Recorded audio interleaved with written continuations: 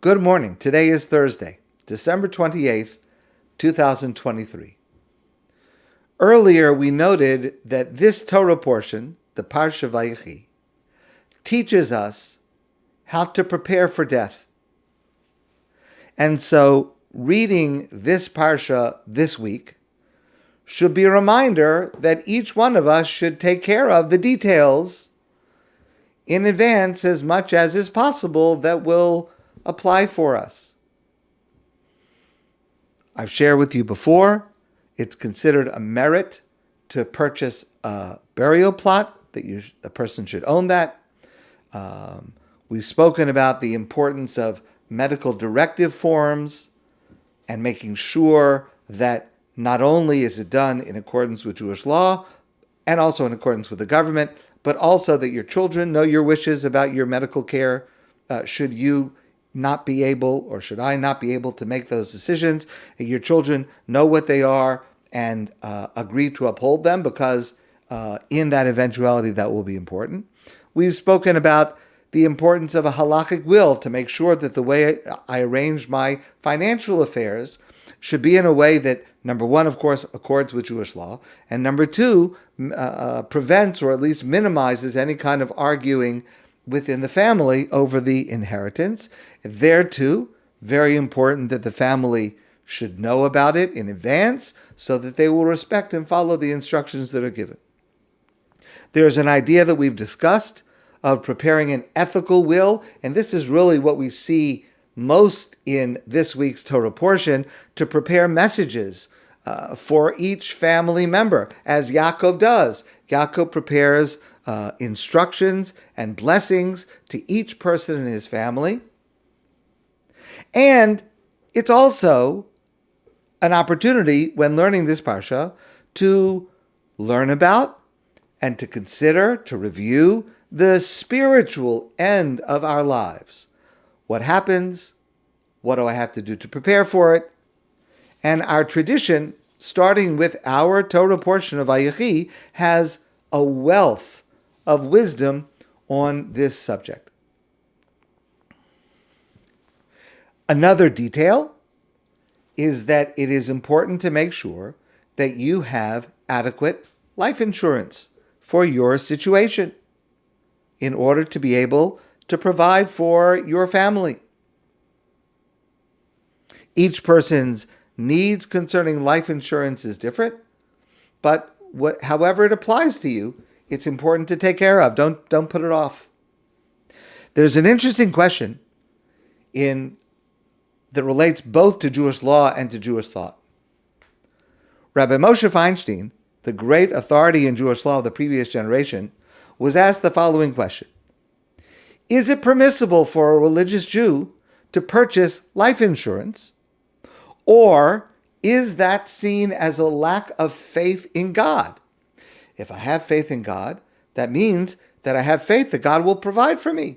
So why do I have to buy insurance? It sounds like I'm not trusting that God will take care of me, that God will provide for me. Maybe it should be prohibited to buy life insurance because it seems like a lack of faith. And Ramosha Feinstein says, and other authorities agree, but his responsa is very well known. He says there is no problem with life insurance, and in fact, a person should have life insurance, just like a person must engage in work or business or whatever way to be able to provide for a family, because a person has to have an income, has to be able to support themselves and their family, and a person is not allowed to rely on a miracle. A person is not allowed to say, listen, God, I have so much faith in you, I'm going to sit here, I'm going to learn Torah all day, I don't have to go to work, and I have faith that you will provide the food, the clothing, the cars, the vacations, that you'll provide, Hashem, everything that I need. So that is not the correct way to look at things. We are required to do our part. That's all the way from the very beginning of the Torah, where the Torah says, God says to Adam, you're going to have to work in order to earn. And so therefore, just like we have to go to work to earn to support ourselves and our family. Similarly, doing things like purchasing life insurance is exactly the same thing. Rav Moshe goes further to say that it is also not permitted for a person to daven for a miracle, to pray for a miracle. A person is not allowed to, when they're facing a situation and the only way out of it would literally be a miracle, to pray that a miracle would occur. A person should pray for something that is possible for Hashem to fulfill, but not to rely on a miracle.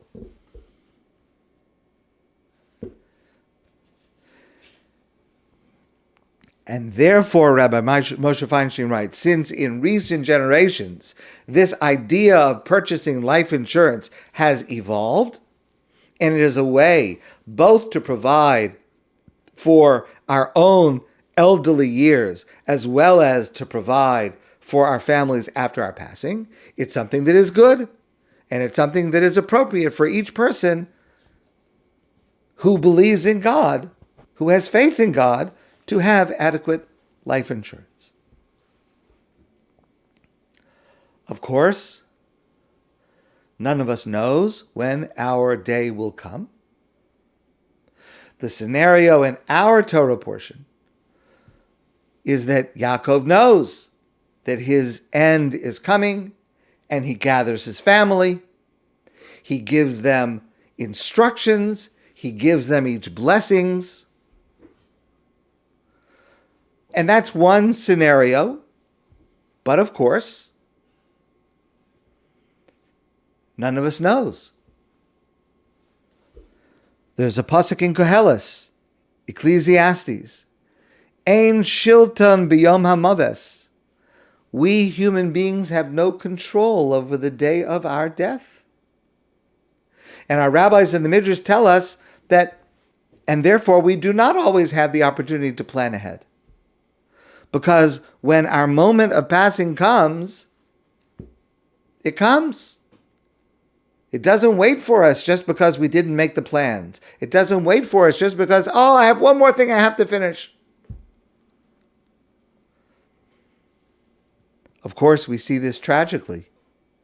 Those people, those heroes who lose their lives in battle, protecting the state of Israel and protecting the Jewish people. And so, because there is such great uncertainty, that heightens the need to do all of this now, to prepare beforehand. So again, learning the Parsha Vayechi should be a reminder to us. Do I have this in place? Have I taken care of this? Have I taken care of this? And to put it in place because none of us knows when it will be needed.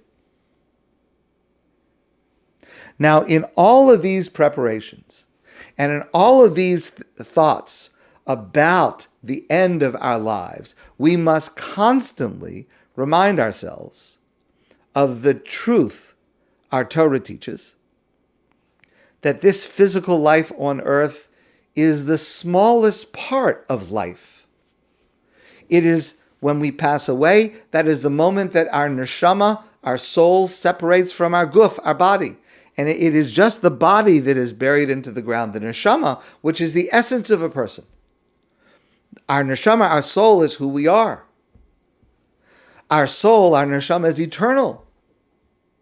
Our souls are connected to each other, and our souls are connected to God. This is how we are connected to God. And so while our soul is connected to our body, physical body, during our physical lifetime, we don't sense so much that spiritual connection. But when the body is laid to rest, that is what we experience. We, our neshama, experience this connection. And this is wonderfully expressed by Louis L'Amour, who wrote, "There will come a time when you believe everything is finished. Yet that will be just the beginning." And that's a very accurate approach to how we view the end of our lives. It will seem as if it's finished, but it's not. It's just the beginning. And that gives rise to the phrase in the Torah that is often used to mean death. It is the phrase in our parsha that describes the death of Yaakov. The Torah says, Vayasef el amav, and he was gathered to his people. Now that's not just a euphemism. It's not just a nicer way of saying he died, but it is an accurate description of what happens when physical life ceases. Our neshama, our soul, joins all those who have passed before us. Death is not an end. It is a gate. And this is accurately described for us in a song by Jonny Cash. When our work here is done and our life's crown is won, and our troubles and trials are over,